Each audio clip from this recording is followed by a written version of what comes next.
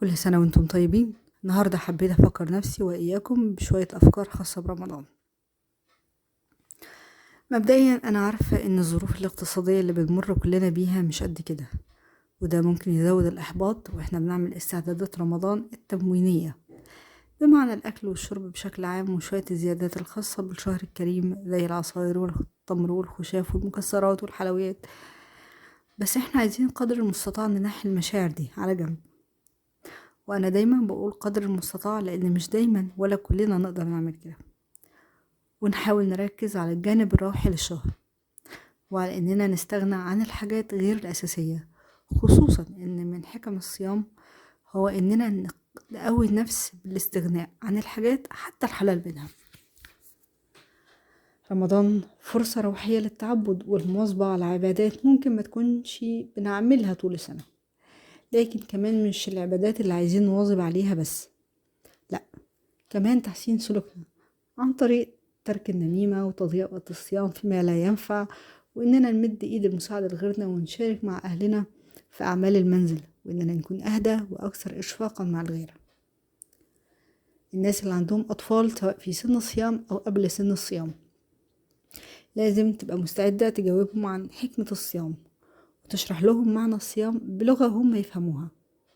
بالنسبة للأطفال اللي لسه هتبدأ رحلة الصيام، في نصيحة عجبتني قوي وإن شاء الله ناوية أطبقها لابني لما يوصل لسن الصيام، ألا وهي خلي الطفل يفطر وقت المغرب معاكم، يعني مثلا يصوم من العصر للمغرب عشان يحس بسعادة الفطار معاكم ويبقى متحمس أكتر.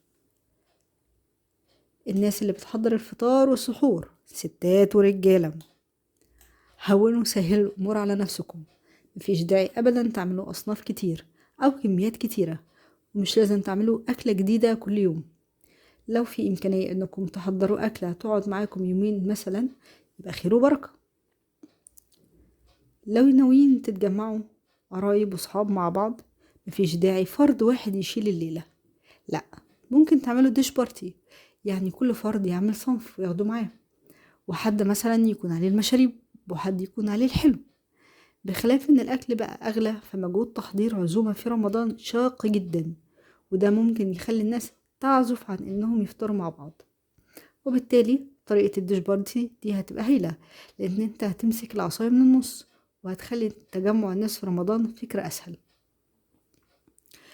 بالنسبة بقى للجنس اللطيف، لو سمحتم وقت الدورة افطروا بجد، يعني اهتموا بالاكل والشرب، مش بس تكسروا صيامكم وتقعدوا طول اليوم مش بتحطوا حاجة في بقكم.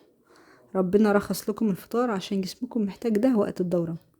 والبنات اللي بتتحرك تاكل وتشرب قدام حد صايم، مع ان ده من حقك، لكن ممكن دايما تختلي بنفسك وتاكلي وتشربي على مدار اليوم. ونفس الكلام ده للحامل والمرضع اللي حالتهم تستدعي الفطار. واخيرا وليس اخرا، اللي عايز يتوقف عن ذنب او يتحلى بفضيلة وشايف ان رمضان فرصة لده، يبدأ. ولو لقى حد بيتريق عليه او بيسخف من اللي بيعمله ولا يهتم بكلامه. اللي عايز يبدأ يصلي او يبطل سجاير، او اللي عايزة تتحجب او تحتشم اكتر في لبسها وشايفين ان رمضان بداية لده وعايزين يعملوا كده في رمضان، يعملوا. في ناس للأسف بدل ما هيشجعوهم هيتريقوا عليهم بكلام على غرار، انت هتستشيخ، انت هتعملي فيها خضرة الشريفة، احنا عارفين اللي فيها، ما انت كل رمضان تقول كده وبرضه ترجع ريما لعادتها القديمة.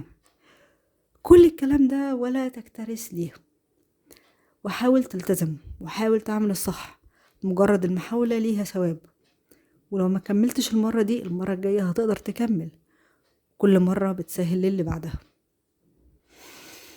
خدوا نفس عميق ونوصيام بكل معنيه، ورمضان كريم.